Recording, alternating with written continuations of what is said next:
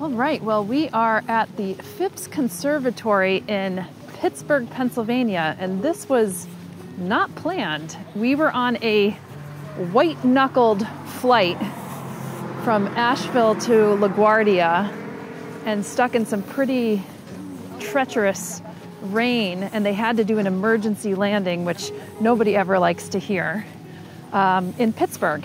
But it's more like a diversion. An emergency landing is like, we're gonna put it in the East River. Like, yeah. You're making it sound like it was a disaster. It's just a little turbulence. They couldn't land, and we went to Pittsburgh instead. I do not like turbulence, and I think a lot of people are with me on that. I was clammy hand the whole time, you know, and they had to circle around, and you're not landing, and you're still in the turbulence the whole time. I think it's right here.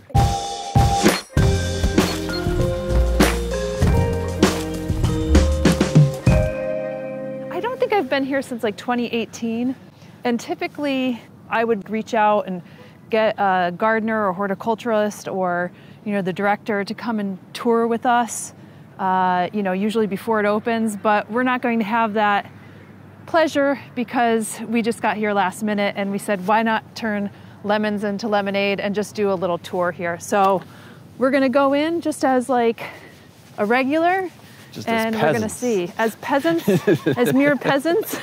But look how beautiful this is. It's just a glorious greenhouse, and we've seen some really beautiful conservatories, and this one is just as stunning, a Victorian era crystal palace. Oh my, oh wow, look at this. Look at your ficus. Oh my goodness. 30 years old only? My goodness. I mean, well, you have, I guess, 2 on each end. Look at, they even have little figs on. I mean, do you have your fig wasps here? You must have something that could pollinate it.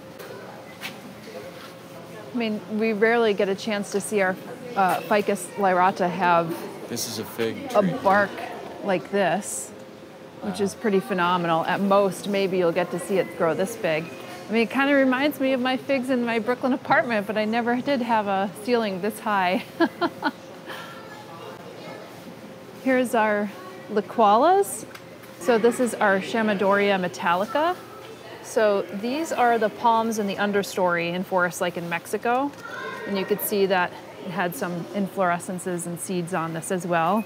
Very nice plant to grow indoors because it could handle some of that low light conditions that we often have in our house. Now, these are one of our liqualas. Beautiful palms as well. Wish this was easier to grow indoors. I've actually never tried it, but I'm afraid to try it because it does need some more of that humidity. But take a look at this. This is our Dracaena in flower. You don't always get a chance to see this. So this is part of what the taxonomists have said really makes Dracaena and Sansevieria in the same genus. So a lot of our Sansevierias are now considered Dracaenas, even though they could maybe be a subgroup in the Dracaena, but they took a look at the floral parts, took a look at the phytochemistry of those 2 things and said, okay, those are within the same genus. Our Stramanthes here, now we've seen these in bloom elsewhere, but they're not in bloom here. And here's a philodendron that they call the Xanadu. And Ruellia right here, Makoyana, which is not in bloom, but they get these really bright fuchsia pink blooms. And this looks like just our spider plants here. Some ficus, just kind of growing in here. Pseudorantha, I believe this is, although it gets a bit more chocolatey shade, but it's not that chocolatey here. Here's our Ruellia again.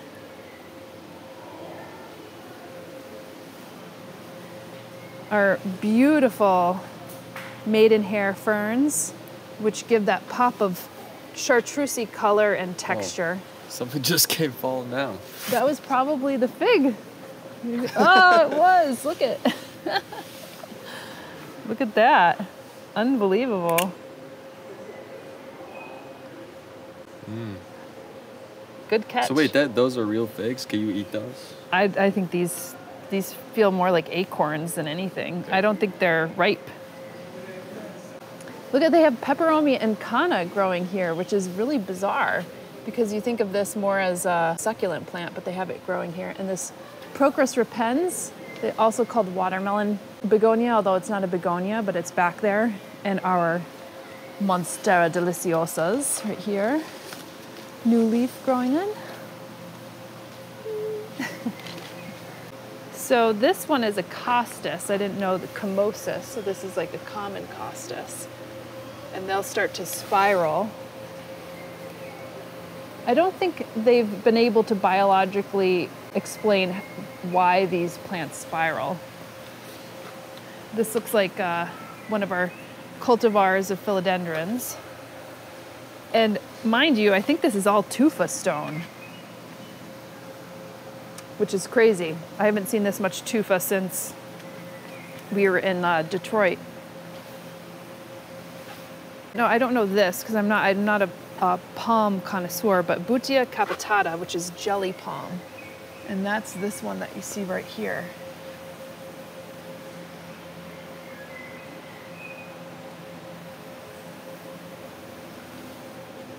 And then this one looks, this is a rattan palm. And this one looks a little dangerous.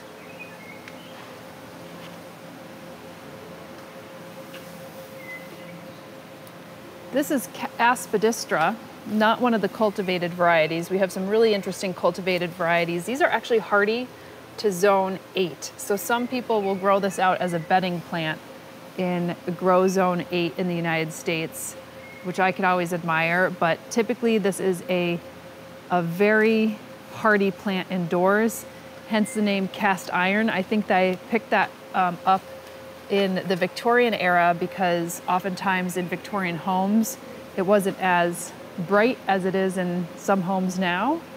Sometimes in apartments, we get those floor-to-ceiling windows to let the light in because not many people are spending time outdoors. So these were one of the plants that could really grow well because they grow in the understories of forests. Some more Xanadu's. And then here is this massive palm. Kentia. They'll often sell these as indoor plants, but I've never been able to get my Kentia to grow very well indoors. How about these little Peperomias as well? They're all in flower right now, although they don't seem to have quite a lot of pollen. Aren't they so cute? They look like little jelly beans. Anthurium crinatum here, which is one of our bird's nest anthuriums.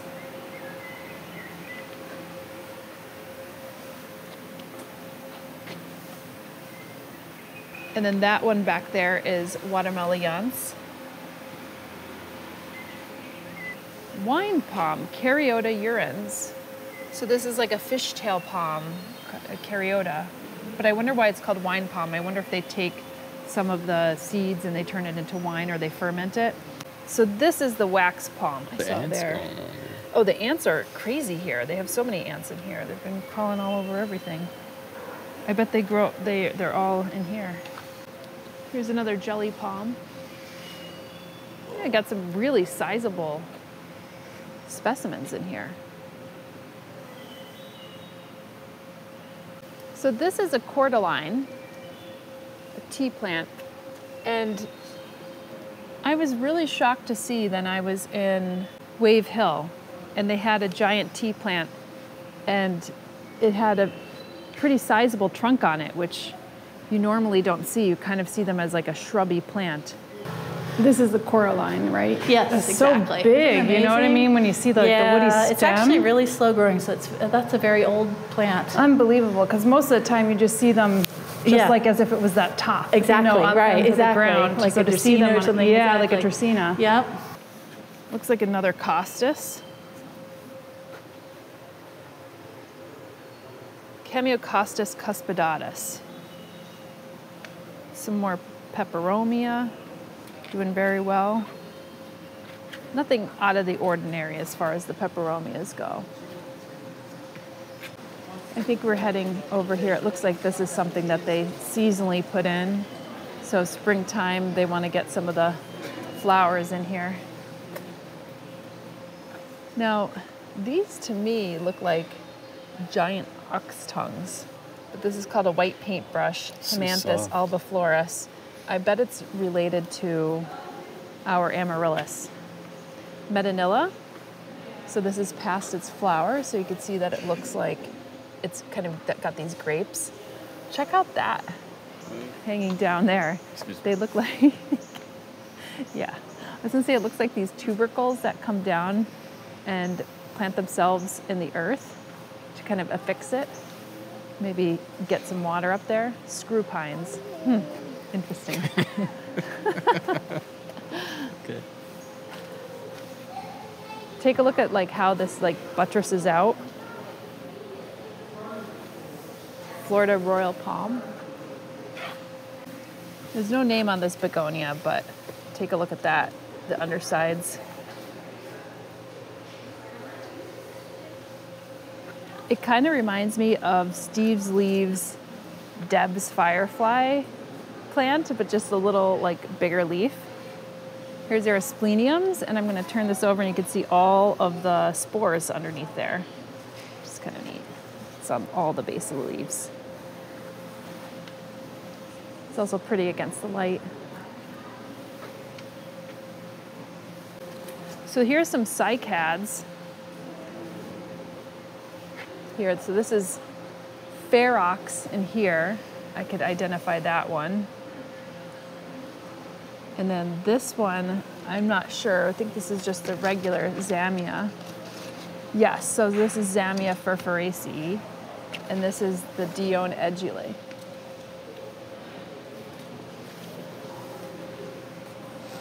Some bromeliads, and you could see the little flowers coming up. If there was like a little frog, probably be like living in there, or little mosquitoes would sometimes live in there.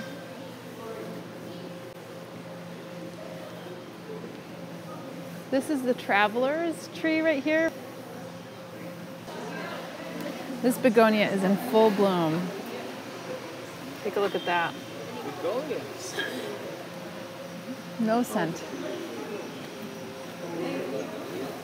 It's pretty. And then you could have this like Peperomia frost down here, just kind of hiding underneath the begonia leaves. Here we go. Now this is a Sobralia type of orchid right here in bloom.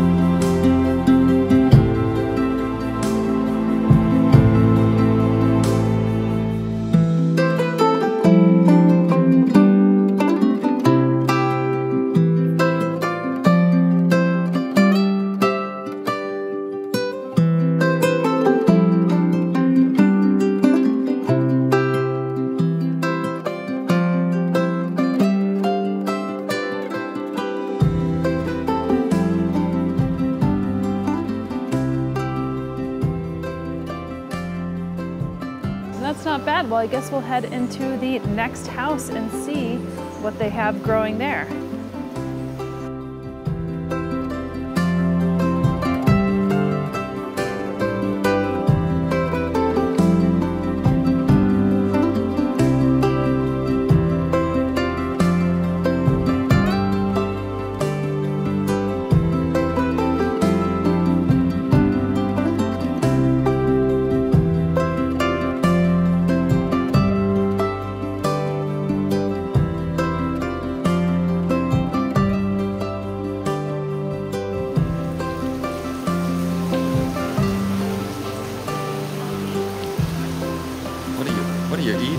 I didn't just touch the flower, I ate the leaf. Come on. Ooh, this one's neat. Let's go in here. I'm glad I'm back because I don't recall a lot of this, so. Here's one of our gorgeous Senecios. It is planted with this, which I don't know, but I'm not familiar with it, but Rauulanus right there. Some of our agave. This looks like agave heri. And that looks like a variegated agave americana.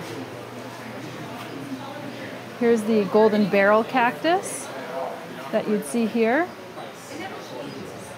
Actually endangered in the wild, but it is so heavily cultivated. Bunny ears, which you wouldn't pet this like bunny ears because they get the glochids that get stuck in your fingers. Parodias. Also a common sight in some of these succulent cacti greenhouses. This one's Magnifica. Now what is this? Oh, this is the Boojum tree. So this is the Foquaria. We have seen the Boojum tree when I went out to Tucson, Arizona, and this was actually featured in some places. Agave Lopantha. Would not want to fall face first in this, nor in this.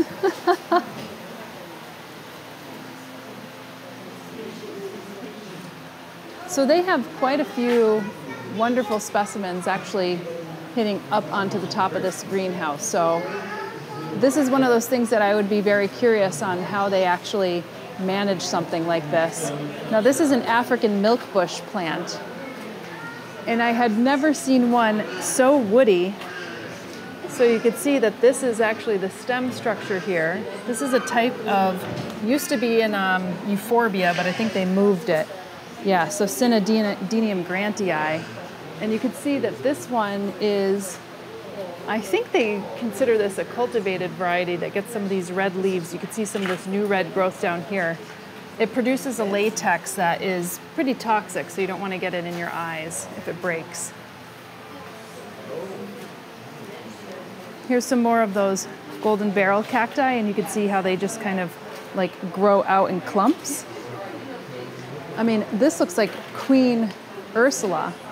So this is like another agave americana. This is a marginata, so it's a variegated one. And again, agave is the one that is in the Asparagaceae family, so it'll stick out this long asparagus-like spike and then flower, and then it'll be dead, but it'll puff off to the side. This looks like an Aluadia, and you can see that some of the leaves are just starting to emerge here. So in times of drought or in cold times, plants like this will actually go deciduous, and it'll look like it's a dead plant, but then it'll just kind of stick out these little green leaves. So Madagascar Ocotillo. San Pedro Cactus, a really beautiful glaucous hue, which again, that kind of blue-green hue is something that you would commonly see in our cacti and succulents. Now this one, I think, I'm not dead, I'm dormant, that's the one. You could actually see some of the new growth coming off. So I think this one has been reclassified. I don't think this is no longer Senecio talinoides, but I could be wrong by that. Senecio had a big blow up. We actually featured that on the YouTube channel here with one of the premium taxonomists within the Senecio group. And they've gotten put into like Kleinia and a number of others. So Curio Rauulanus, that's what the Senecio Rauulanus is known as now. Just got that in my head again. Elephant bush right here. And this is a variegated version of it. And again, all this tufa stone, but look what's in with this tufa stone, kind of burrowed in, is this Dioscorea macrostachya. And this is the Dioscorea that comes and sticks out, kind of heart-shaped leaves. So you'll see that on these really dry, it almost looks like an elephant's foot. Here's one actually right here. You could see that this is leafing out already.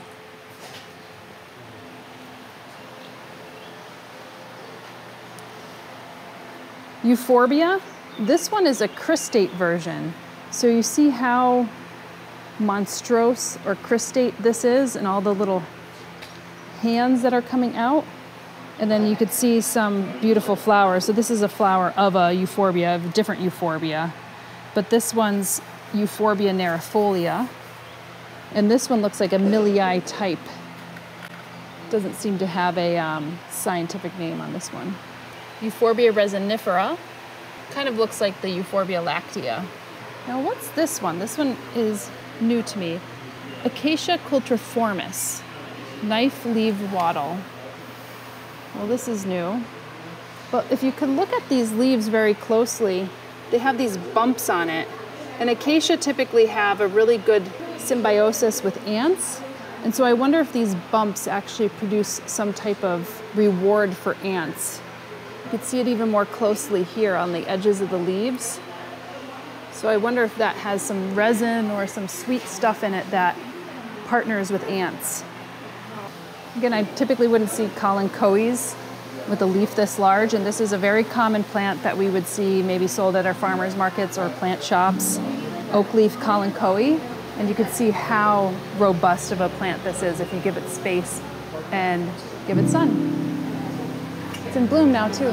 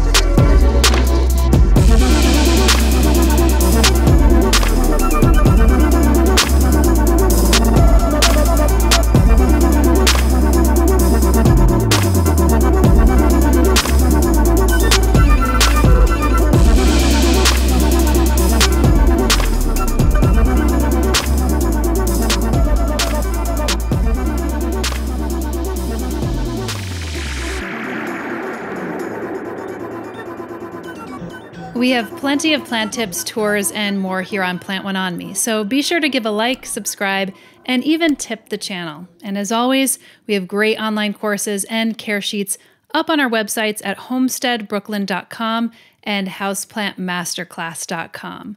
We'll see you in the next episode.